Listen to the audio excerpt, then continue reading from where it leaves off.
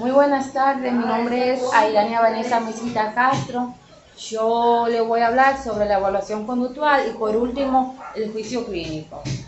La evaluación conductual es uno de los pilares de la intervención en psicología, es la evaluación conductual.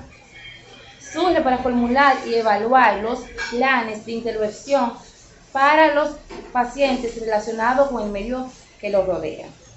Objetivo: conocer y cuantificar la conducta del paciente en todos los aspectos posibles. O sea, que como vemos aquí, esa es la conducta. Por ejemplo, aquí hay una persona alegre, aquí hay otra persona como que no le gusta hablar, otra como guapa y así. Entonces, ya ustedes saben. Ese es el objetivo. A través de la evaluación se controla y predice la conducta para lograr una pre y post evaluación que se mantenga constante en el proceso de intervención. En la evaluación conductual se toma en cuenta situaciones específicas del medio psicológico, interpersonal y físico, así como el proceso de resolución con el que hace frente al conflicto. La evaluación conductual dirige el proceso terapéutico en el inicio y se realiza con instrumentos de evaluación para cuantificar y determinar las variables que intervengan en el problema de conducta, como son las medidas confiables y válidas para cuantificar las variables.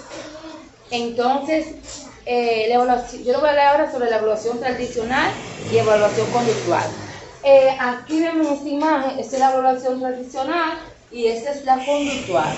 Entonces, la tradicional busca rasgos de la personalidad, mientras que la conductual obtiene información relacionada solo con el problema de cuestión y las metas que se quieren obtener de parte del cliente.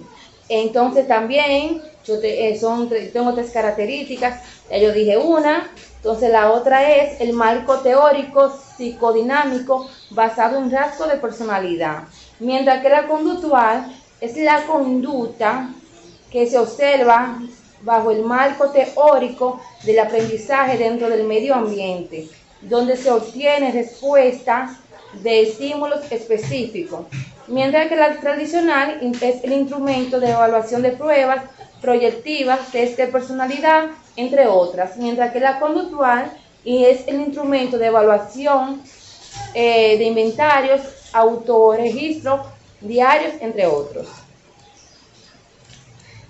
Características generales del método de evaluación conductual. Las técnicas objetivas y se utilizan para identificar las condiciones que se provocan y se mantienen en la conducta. La conducta no se generaliza porque cada caso es único, así como cada persona, aunque existan similitudes.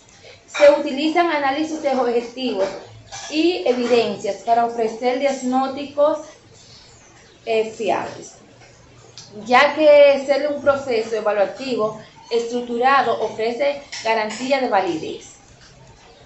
Hablando de validez, en los instrumentos de evaluación conductual agregamos confiabilidad, instrumentos psicométricos, identifica patrones y rasgos de la conducta de la persona. Son los únicos instrumentos que pueden medir constructos, cuestionarios, autorregistro y otros. No miden constructos, por lo que se debe interpretar la información de manera objetiva.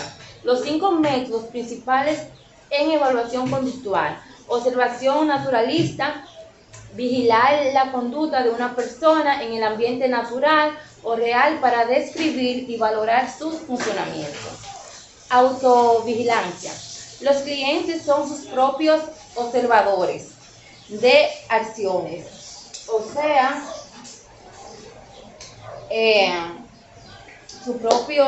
los clientes son sus propias acciones e interacciones adaptivas y desadaptivas. Informe. retrospectivo,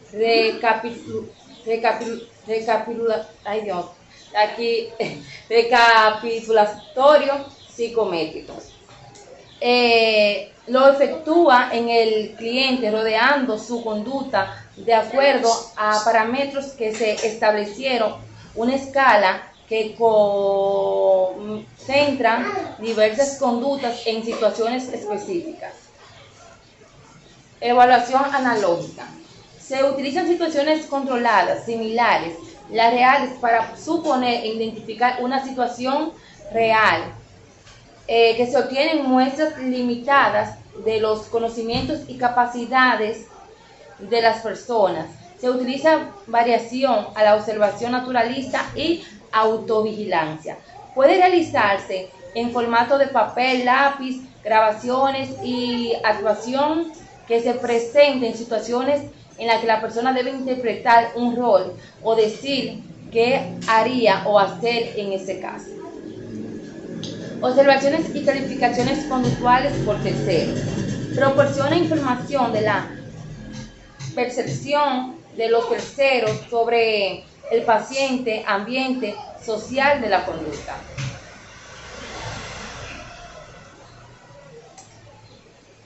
Ahora les voy a hablar sobre el juicio clínico. Miren esta imagen aquí.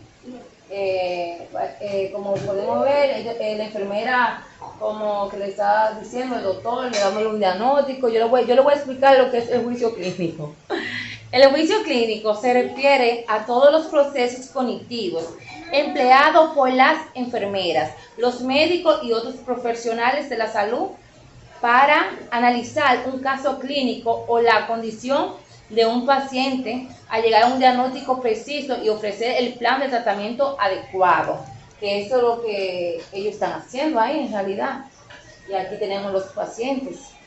El juicio clínico a veces se ha utilizado indistintamente con frases como el razonamiento clínico, el pensamiento crítico, la toma de decisiones y resolución del problema. El razonamiento clínico se describe mejor como la fina línea entre la muerte de un paciente o el deterioro del estado de salud y la recuperación. Las enfermeras o médicos con juicios clínicos deficientes ponen en riesgo el estado de salud de su paciente y en muchos casos la muerte.